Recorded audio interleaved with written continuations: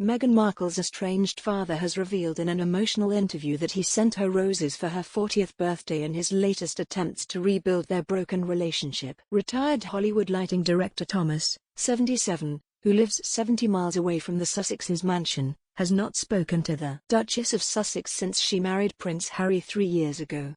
Speaking with GB News' Dan Wootton on The Big Question, Thomas explained his latest attempts to rekindle a relationship with his daughter involved him sending her a floral tribute for her 40th birthday. Thomas told Dan Wootton he sent her a bouquet of red roses, with 2 yellow roses in the middle signifying his 2 grandchildren he has yet to meet, Archie and Lilibet Mountbatten, Windsor.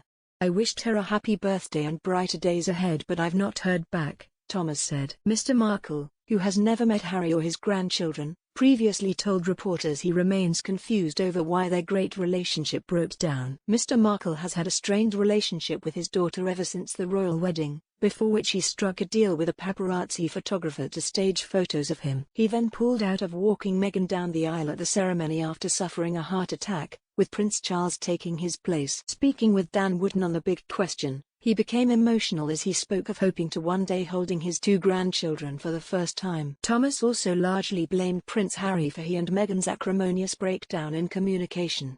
Referencing the couple's bombshell Oprah Winfrey interview earlier this year, Thomas spoke of the rift that grew between him and his daughter. Meghan later told Oprah that her father had betrayed her and she found it hard to reconcile with him. The relationship has only grown more tense as Mr. Markle has continued to talk to reporters and paparazzi. Speaking on GB News, Mr. Markle said, "I'm blaming Harry for this mostly. Harry has this saying, if you look at the paparazzi, you're done. I'm surprised Harry never bothered to come and visit me, or ask for my daughter's hand in marriage. I was lying in hospital, talking to them from hospital, telling them I couldn't come to wedding and they haven't talked to me since. You're a parent and your child's in hospital, wouldn't you be concerned if they live or die? They don't answer or respond in any way, shape or form." She's, Meghan, changed. She's not the daughter I knew. My daughter was a much more loving person than she is now.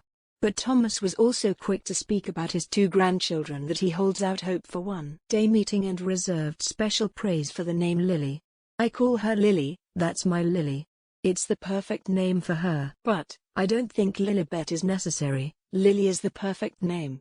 I'd like to see her, I'd dearly like to see her. I want to hold her, same with Archie."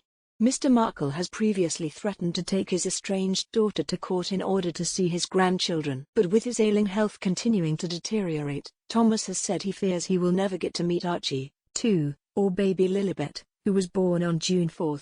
Speaking at his Rosarito, Mexico home, 70 miles from the Sussex's LA mansion, he said, "We shouldn't be punishing Lily for Meghan and Harry's bad behavior. Archie and Lily are small children. They're not politics. They're not pawns. They're not part of the game. And they're also royal and entitled to the same rights as any other royal. I will be petitioning the California courts for the rights to see my grandchildren in the very near future," he added. Speaking on GB News, Thomas also agreed with Piers Morgan's remarkable outburst on Good Morning Britain earlier this year, in which the outspoken TV presenter accused Meghan of downright lies. He explained, "She lied, she has been lying for years. Lying about the Archbishop, how can you lie about the Archbishop? Her lies are so obvious I don't know why she says them."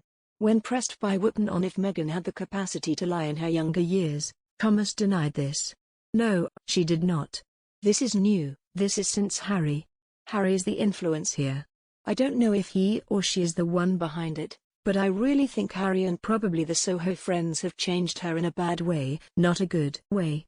He also rubbished any idea that his daughter might one day run for President of the United States of America, and quipped that Oprah would push her out of the way anyway. "I think that's a joke, from beginning to end, a complete joke," he told Mr. Wootton.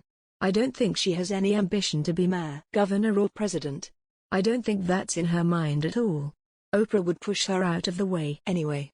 Thomas also described the action of Meghan and Harry, in particular the effect it could be having on the Queen, as unforgivable. "Both Meghan and Harry are attacking the royal family. What they're doing to the Queen is unforgivable. It's embarrassing that they're doing this. Harry's saying he's reclaiming his mental illness is a joke. You don't spend 3 hours on television talking about it. You speak with a psychiatrist quietly.